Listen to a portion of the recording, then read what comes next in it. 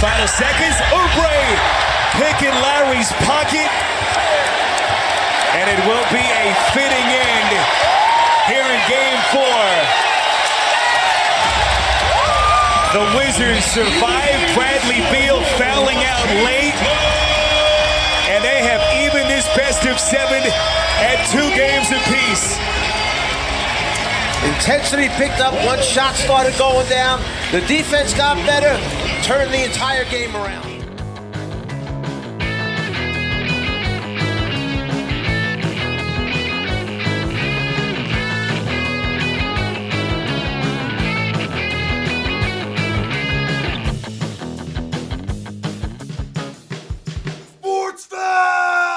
It is Sportsfeld Storytime. We are taking you back once again to a bad time because we were thinking it's been too good. You've had too much fun getting your TFC, making the crowd go crazy. We are back to the 2018 Toronto Raptors. It is Raptors Cavaliers is the road we are going down. The series that was so bad, it changed the course of Raptors history for the better, it turns out.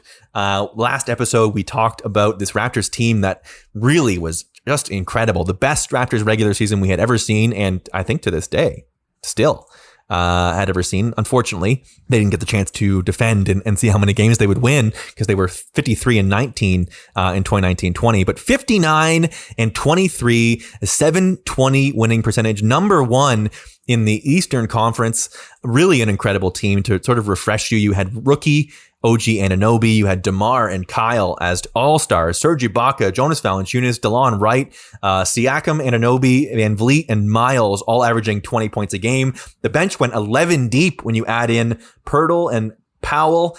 You have only 12 guys to pick from, and 11 of them are playing 20 minutes a night. You do not see that very often, but it was a ton of expectation after a couple of years of finally finding their footing back. They had the 2014 team that defied the ability to tank and made the playoffs. There was then 2 first-round losses, an Eastern Conference Finals loss to the Cavs that we talked about in a previous episode of Sportsfeld Storytime. And the year before, they could not climb the mountain because they lost to the Cavs. So this year, everything looks right. They have a 1-8 matchup, and it is the Washington Wizards. And listen, 8 seeds in the Eastern Conference traditionally, not much to worry about. It was 43-39. The Wizards. They had Bradley Beal really as their top player. He played all 82 games, averaged 22 points. John Wall only played half the season, but he was a 19-point game guy. Otto Porter, Kelly Oubre, Markieff Morris, Marcin Gortat, Thomas Satoransky, not nearly as deep, obviously. You don't get 11 deep, but also Mike Scott, who would always sort of pop up in Raptors lore. At this point, Jake, were you still worried about first round losses? Oh, yeah. This had everything primed for like Raptordom. This was, as we talked about last week, this was huge expectations, a 1 seed. This is the bench mob. This is going to be the year. And then it's the hated Washington Wizards. There's a bit of a rivalry. Yep. Going with the Wizards at this time. In the first round, everything was primed for, if not a first round exit, at least a game 1 loss. It is worth mentioning in those previous series that I had mentioned, the one where they defied expectations, they pushed Brooklyn to 7 in their first round. The next year, when they were expected to be good and won 49 games and finished first in the division, it was a 4-game sweep at the hands of the Wizards that got people basically, I think this is where the Kyle and DeMar are terrible playoff guys started, is that 4-game sweep against Washington. So there was, as you said, rivalry on the line. Sick of hearing about John Wall, sick of hearing about Markieff Morris, sick of Mike Scott more than anybody, Kelly Oubre as well. And the Raptors, I think we come into these things trained to expect them to lose game 1, but they actually win game 1, 114-106. I was at the game 1 of the 2015 series, the sweep by the Wizards. That's the Gravis Vasquez shot and then the overtime loss. And as someone who was at that game, with all the expectations, with the fact they were down so big and required the big comeback to force overtime, I will say, watching this game 1 against the Washington Wizards, of course, on a Saturday afternoon, because I don't even know it was a Saturday, but it was a afternoon game because game 1. Being up only 1 point going into the fourth quarter was everything I was prepared for as a Raptors fan this year. You just knew it was coming. You knew John Wall was going to be tough. You knew Bradley Beal was going to be tough. As you said, Mike Scott. But it was just, I think this series and this game, even though it did go 6, and there are definitely some tense moments, which we'll get into in a second, I think as much as you can criticize the idea of going 11 deep in the playoffs and that not working, against this, against any team in the East that year that didn't have LeBron James, just too many weapons from the Raptors for this to really be that, in retrospect at least, that big a deal. Some weird lineup stuff here. Bebe plays 5 minutes in this game, which is hard to believe. That's how it goes. And to talk about how quickly things change, Fred VanVleet inactive for this game. So that's crazy. To your point of sort of the narrative, Kyle plays 38 minutes and only scores 11 points. He has 9 assists, of course, but 5 fouls. And let's just say the narratives were strong after this one. Yeah, you get 17 from DeMar in 35 minutes on 35% shooting. But Serge Ibaka is sort of your big hero in this game, 23 and 12. DeLon Wright gives you 18. So yeah, if you are one of those narrative people, DeLon Wright outscores both of your all-stars. It was you were not escaping the Raptors jokes online just because they won game 1 against the 8th seed. That's for sure. Yeah. And I think game 2 was really what we needed to see, which was a mammoth first quarter. They outscored the Wizards 44-27 in the first quarter and kind of just cruised for the rest of the game. I remember watching this game and being like, okay, that's what a number 1 seed does. Yes. At home in game 2, you take care of business, you punch them in the mouth, you put them on the ropes. And I also remember this game was big. I was top of my soapbox after this one as the DeMar DeRozan playoff narrative is dead. How wrong I would be in about a week and a half. But DeMar put up 37 in 37 minutes in this game on 60% shooting from the field. And I remember this one being like, there it is. That's DeMar. He's the guy we've been backing. This is the year. We're doing it. 2-0 series lead. Fuck the Wizards. This is the time. 6 rebounds, Jack. Scott, a 40% three-point shooter. DeRozan makes the three, and he's fouled in the act of shooting.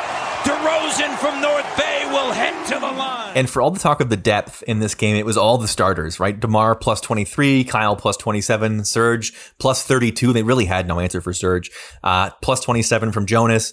The bench actually full of minuses is somehow Bebe minus 19 in 5 minutes. That seems impossible. I'll blame that. Yeah, exactly. But yeah, you were absolutely right in that this is what a top seed does. Unfortunately, in game 3, this is what happens to the Raptors when they get even an ounce of positive press is they drop game 3, 103, 122, 28 each from Beal and Wall. And, listen, it's no surprise. They didn't have wing defenders basically until they got Kawhi and OG out there. The wing defense was something we talked about year in, year out, is they have backcourt scoring, but who stops Bradley Beal? Who stops John Wall? And the answer to this game was basically nobody. Yeah, and I remember not being too fazed by game 3 because it was 2-0, at home, lose game 3, it happens. Game 4, however, was about as Raptors as you're gonna get. They went away from the depth a little bit, only played 9 guys, which was very unusual for this Raptors team. Who says Dwayne doesn't make adjustments? DeMar with 35 again, Kyle with 19, and just nothing from anybody else. 7 from Serge, 4 from OG, 11 from Jonas. But more so than those stats, this was, Raptors have a chance to put a team on the ropes for really the first time ever. The only time they'd been out of the first round other than the 2016 season, which took 7 games against Indiana. There'd never been an easy Raptors playoff series in franchise history. This was the chance. They're up 11 at halftime in this one. And tied going into the fourth. And lose by 8. This was it's 2016 all over again against Indiana feeling.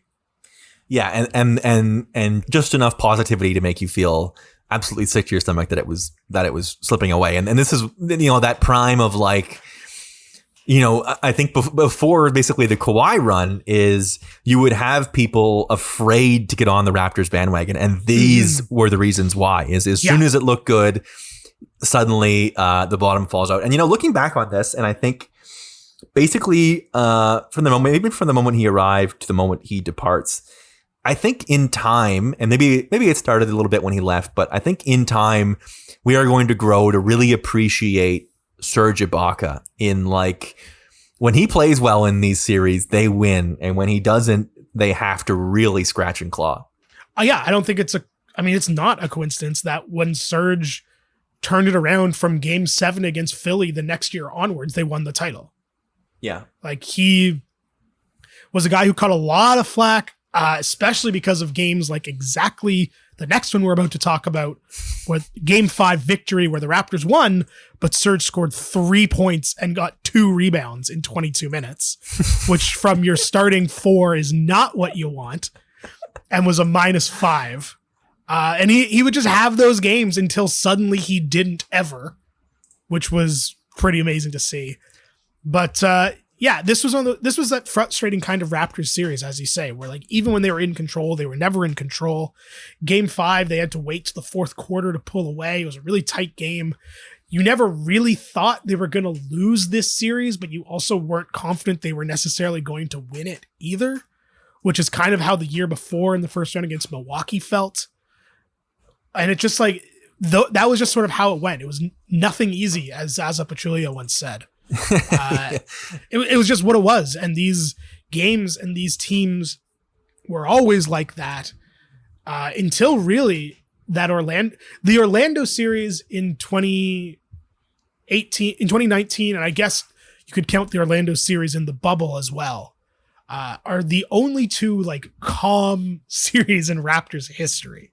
It's kind of crazy. Mm-hmm. You're so right. You're so right. You either really lost or they went 6 or 7 games and was just a nightmare. I even remember in the bubble how once they won Game 1, it was like, oh my God, are they finally gonna easily beat a team? The funniest thing is, in a lot of ways, the NBA Finals that the Raptors won is like the 3rd easiest series in Raptors history. That shouldn't be true. And like that wasn't an easy series, but you just compare it to everything else. Yeah. And it's like, yeah, that was all right.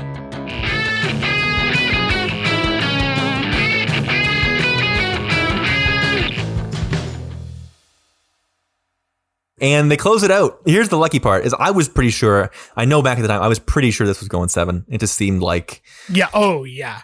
How can it not go 7 was like the only, we've seen one of those old lines you put perfectly during the Euro. It's like, I've seen this movie before sort of thing. They go down, they go into the fourth quarter, down by 5. They're down 78-73 going into the fourth. And it's like, oh my God, are they really going to make them play Game 7 again as the 1 seed? They're going to have to win Game 7 at home against the fucking 8 seed. Is that what's going to happen? But they come out and they only give up 14 points in the fourth quarter.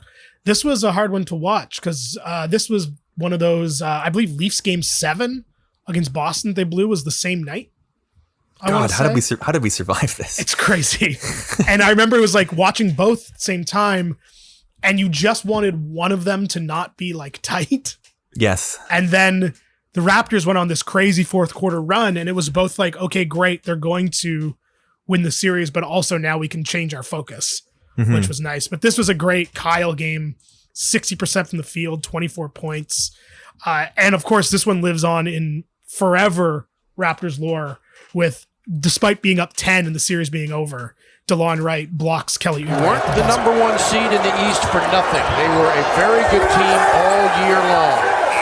As the Wizards finish up their season, going out in the first round in 6 games, 4 games to 2. You love it because Kelly Oubre was a villain at this time. DeLon Wright, who had scored 4 points in 24 minutes that game, still took the time to block Kelly Oubre at the buzzer, which I always appreciated. Nothing easy. And that sets the stage. I mean, there was only one thing, and the idea that I think we tried our best to get across here, and I hope we did, was, beating Washington really didn't feel like anything, truthfully. And it was a positive sign, really, of where the team was, that like finishing first in the East really didn't mean all that much. I mean, it did, but it wasn't like mission accomplished, and beating Washington wasn't mission accomplished. It was squarely in the sights of the guy that had eliminated them the previous 2 years. It was, and people forget this, I think, with what has happened since, is that like beating LeBron was really the only thing that we thought about anymore. It was like nothing else mattered. And again, I'll say this is the third straight year. It represented a positive thing for the franchise, where it was like, and this is how they ended up making the big move, where it was like, are you one of those teams that is like, well, we didn't ever get past LeBron and we couldn't take that next step? Or are you looking to continue every year to build and build and build? And it was building, and they built all of this, the 11 deep, the Serge Ibaka, having OG, it was all in service taking down LeBron and what would become Lebronto. Shortly after this, it is Raptors Cavs. It all starts May 1st, 2018, and we will talk about that next week on Sportsfeld Storytime.